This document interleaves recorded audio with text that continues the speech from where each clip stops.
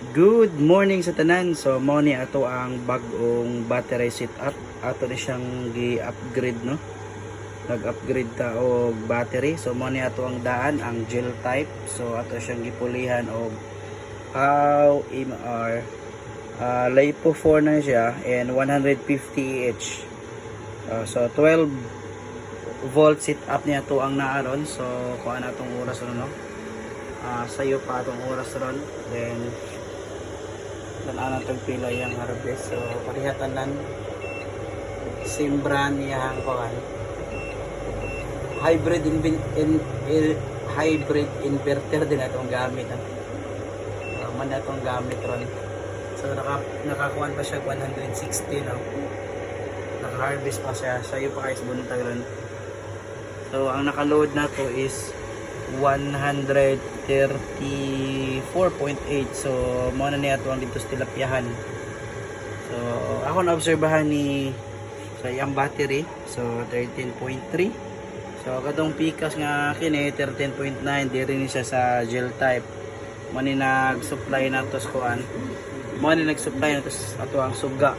Then iyahang kuan controller niya kini. So buska and watt meter reading niya ari po na ito makita no. Then iyahang breaker pod. So ingana ra kay kung patag budget. So ato ni siya i-testing nga kay gi-testingan na ako na siya gabi. Okay kayo iyahang kuan. Okay kayo iyahang lahutay. So i-try ni nato gamit ning 1000 hybrid inverter.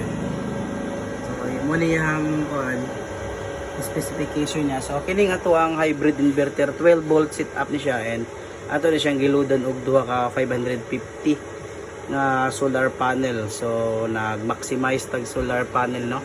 Pero ako na obserbahan 500 ragad iyang limit kapin. 560 ragad iyang makuha tungod kay gilimitan na nato ni rin no. So nakalimit na iyang 600 ram goy ko niya.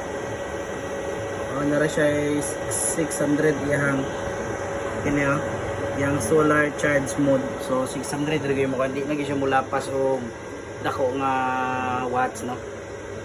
So goods ra kay siya ato ra na siyang i-upgrade pon og mapuna nato ni gusto ni kay kini grabe dali aram puno gini siya. So puno na gali siya sayo pa kayo. Okay, babush.